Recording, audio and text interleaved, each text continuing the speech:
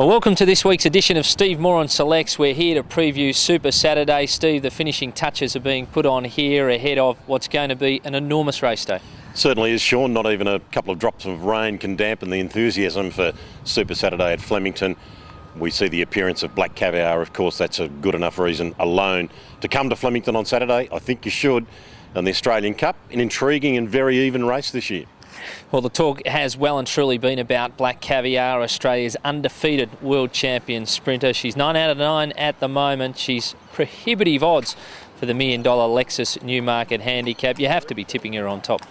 Well, you do, Sean. It is interesting, isn't it, that there's a range of weight difference here from Star Witness meeting her 2 kilos better from the Patnack in the spring, say all the way down to King Pulse, who meets her 8 kilos better from the Lightning. But how far might she have won the Lightning by had Luke Nolan let her go? Now, often when you give a horse its head, it doesn't necessarily find as much as you expect. But I think in this case, there's no doubt that she probably finds another couple of lengths. She wins the race by somewhere between 5 and 6.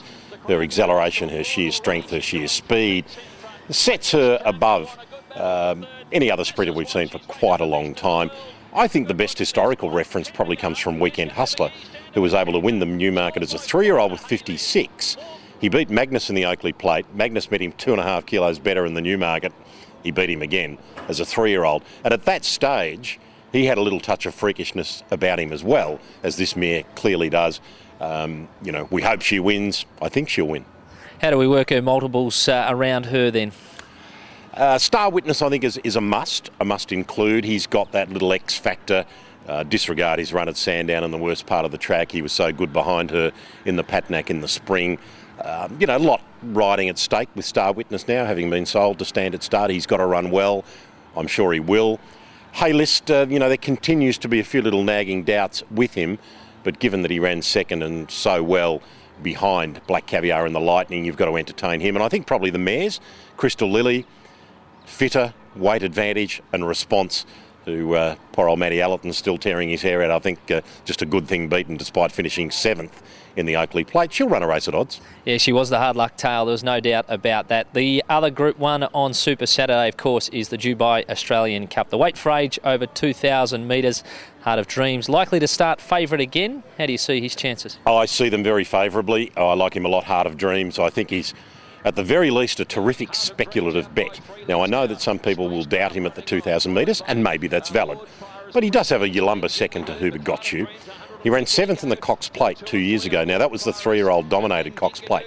So he finished in that bunch with all the other older horses that year at the 2040, testing Moonee Valley 2040.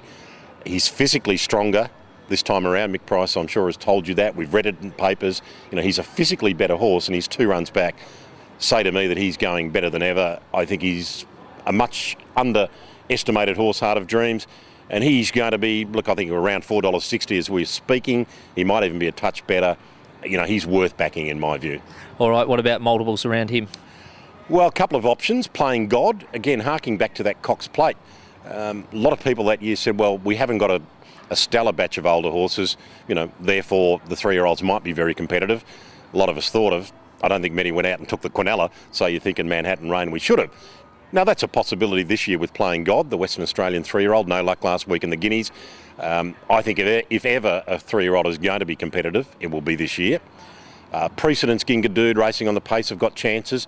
But then I think we'll see radical improvement from the likes of Shocking, Linton and Mudra just getting to Flemington, getting to a track which will probably have a touch more give than Caulfield last time. They can all run much better races. It's a very different race this weekend for them, and they'll run much better. Alrighty, that's the 2 Group 1s on Saturday. What about finding us a best bet? You found one of the 2-year-olds? Yeah, I like Masthead in the size. I think it's probably going with the obvious to some degree. His run in the Blue Diamond was terrific, probably better than all bar the winner. 1,400 looks ideal. 2 runs back have been excellent, and he'll be some sort of backable price as opposed to a few other very short price runners on the program. So I like Masthead in the size. What about your best each way?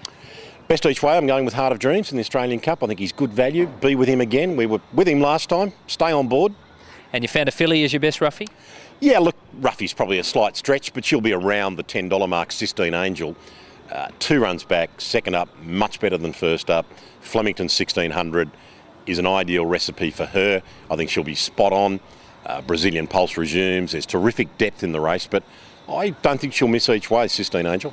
Alrighty, so there's Steve's look at the Super Saturday program here. You've really just got to be here Saturday to see this action. Oh, I think so, Sean. Bring the kids, bring your mum, bring your dad. You just might see something very memorable.